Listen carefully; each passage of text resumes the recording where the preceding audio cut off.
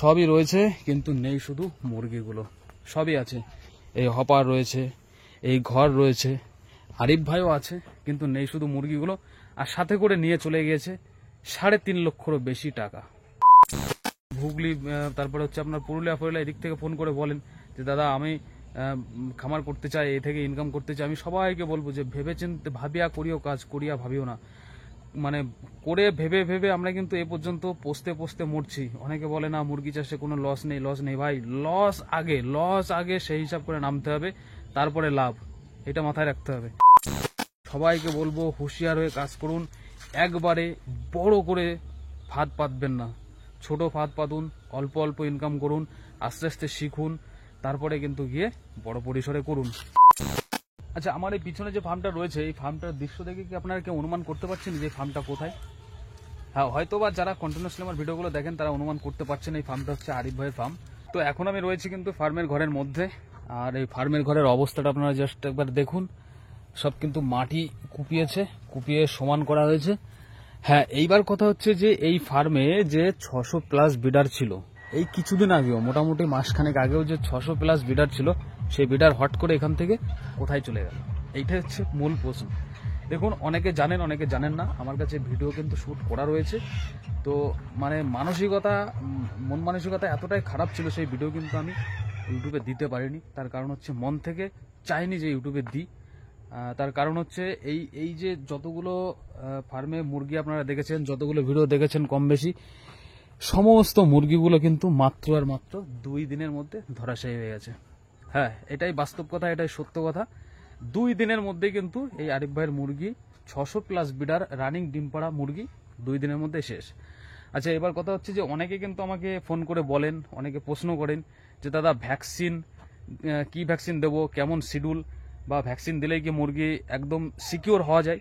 দেখুন, আমি প্রত্যেককে বলবো যারা বড় লেভেলের খামারি, যারা ছোট লেভেলের খামারি, বা যারা নতুন শুরু করতে চাইছেন, বা যারা দীর্ঘ বহুত দিন ধরে করছেন, তাদেরকে আমি বলতে চাইবো যে ভ্যাকসিন দিন বা নাই দিন, যদি আপনার খামারে সেই ভ্যাকসিন সংক্রান্ত মানে যেরকম রানীক্ষেত আছে, গাম্বুরো আছে, এই যে ভাইরাস ঘটিত যে সমস্ত সমস্যাগুলো, সেই সমস্যাগুলো যদি আপনার ফার্মে অ্যাটাক করে, চাই আপনি মানে ভ্যাকসিন দিন, চাই আপনি না দিন, মরবে তো মরবেই। আচ্ছা, আরিফ ভাইয়ের এই মুরগিগুলোর কি আপনার কি মনে হয় যে 600+ বিডার যে করবে সে কি ভ্যাকসিনেশন করবে না? সে কি ভ্যাকসিন ম্যানেজমেন্ট করবে না? অবশ্যই করেছে। বুস্টার ডোজ সমস্ত কিছু মেনটেন্যান্স থাকে, তা সত্ত্বেও মাত্র 2 দিনের মধ্যে মারা গেল। মুরগি বিক্রি পর্যন্ত করার সময় পায়নি। তো এখন এই দেখতে পাচ্ছেন পুরো ফার্মটার অবস্থা একদম কুপিয়ে কাঁপিয়ে নতুন করে আবার তৈরি করছে, আবার বিডার করবে।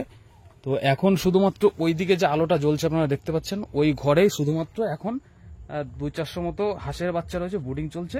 আর বাড়ির ফার্মে যে হাঁস মুরগিগুলো বাজারে যে বিক্রি করে যেগুলো রিটার্ন আসে, সেইগুলো রয়েছে বাড়ির ঘরটাই। আর এই ঘরটা হচ্ছে মূলত বিডারের ঘর ছিল। তো এই এখন তো দেখতে পাচ্ছেন কি অবস্থা, মোটামুটি সময় দেয়নি, বিক্রি করার মতো সময় দেয়নি। রানীক্ষেত লেগে গিয়েছিল, তো সেই রানীক্ষেত থেকে 2 দিনের মধ্যে সব শেষ হয়ে গেল। এখনো কিন্তু অনাহারে কান্না করছে এই যে লেইং কেসগুলো।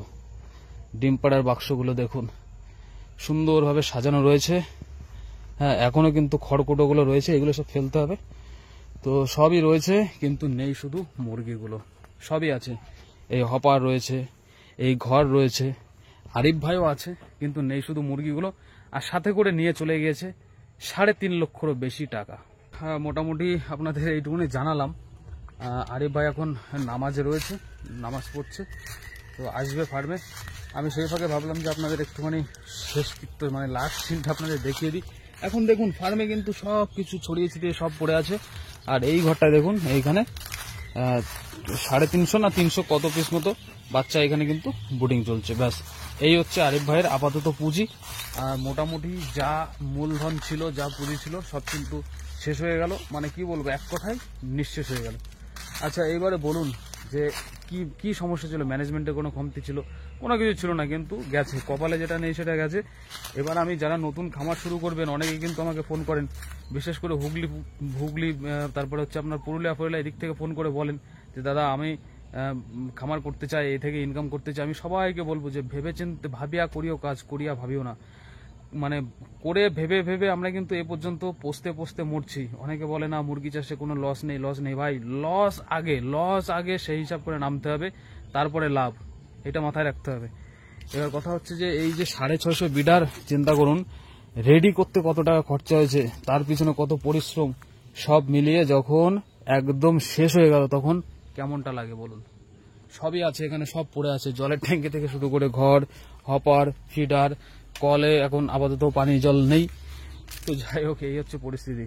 সবাইকে বলবো হুঁশিয়ার হয়ে কাজ করুন, একবারে বড় করে ফাঁদ পাতবেন না, ছোট ফাঁদ পাতুন, অল্প অল্প ইনকাম করুন, আস্তে আস্তে শিখুন, তারপরে কিন্তু গিয়ে বড় পরিসরে করুন।